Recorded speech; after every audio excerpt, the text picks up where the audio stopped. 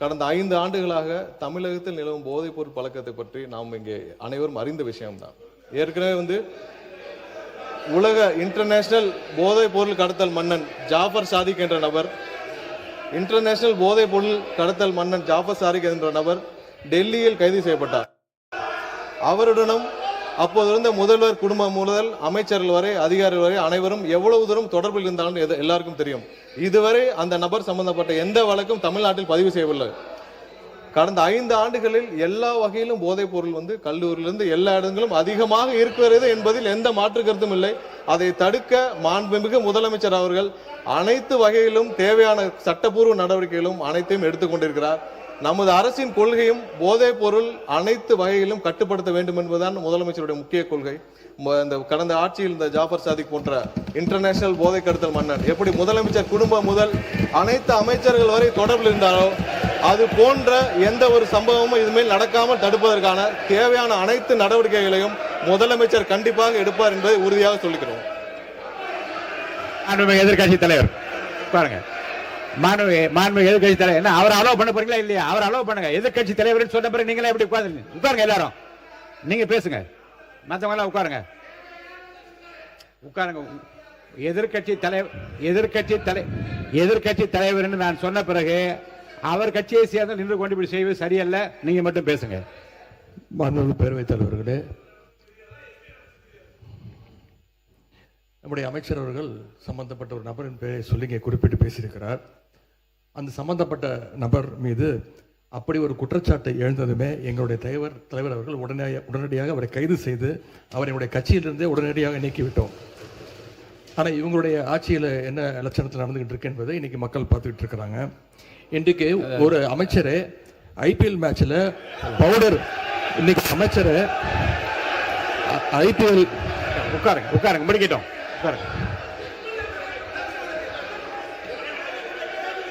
அவங்க குற்றச்சாட்டு வச்சா நானும் குற்றச்சாட்டு வைப்பேன். எதிர்கட்சியில் ஒன்னே ஒன்று சொல்றேன், உங்களுக்கு பேசுவதற்கு நான் அனுமதி அளிக்கிறேன். நியாயமான கருத்து எதிர்கருத்து இருந்தால் சொல்ல அனுமதி அளிக்கிறேன். ஆனால் உங்கள் கட்சியை சார்ந்தவர்களே நீங்கள் பேசி நான் உட்கார அமைச்சர் இருங்க, அமைச்சரை நான் உட்கார சொல்லிவிட்டேன். இல்லை ஒன்று இல்லை, நான் திரும்ப ஒன்று சொல்லுகிறேன். ஒரு கட்சியை சார்ந்த ஒரு நீங்க என்ன உறுப்பினர் ஆஸ்டின், நீங்க அவருக்காக உங்க எதிர்கட்சி தலைவருக்காக பேசுறீங்களா? உட்காருங்க. நீங்க அவர் தான் உட்கார சொல்லிட்டேன்ல, நீங்க பேசக்கூடாது. உட்காருங்க.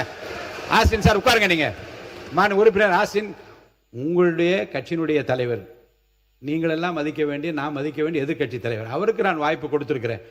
மாண்புமிகு சட்டத்துறை அமைச்சர் எழுந்த உடனே உட்காருங்கள், பதில் சொல்வார் என்று சொல்லுகிற போது நீங்க எல்லாரும் எழுந்தீங்கள் என்றால் அப்போ உங்க தலைவருக்கு என்ன மதிப்பு இருக்கிறது? மாண்புமிகு எதிர்கட்சி தலைவர் நீங்க பேசுங்க.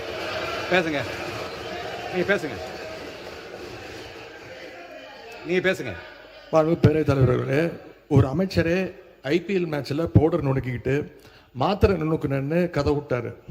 அவர்கிட்ட உங்களுடைய காவல்துறை ஏதாவது விசாரணை நடத்துச்சா? அவர் மேல ஏதாவது நடவடிக்கை எடுத்திருக்கீங்களா?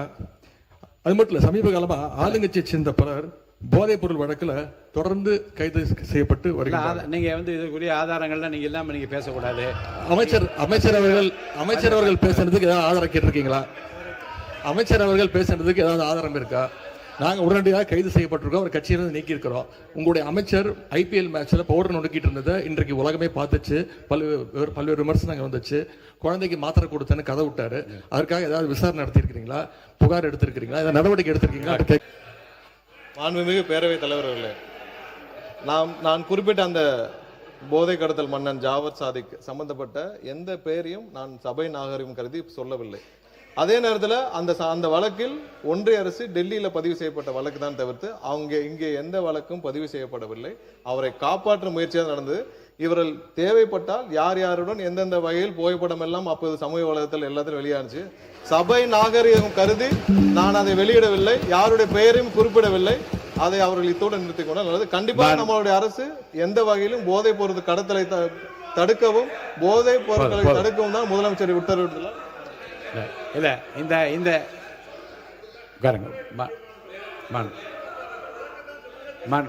உறுப்பினர்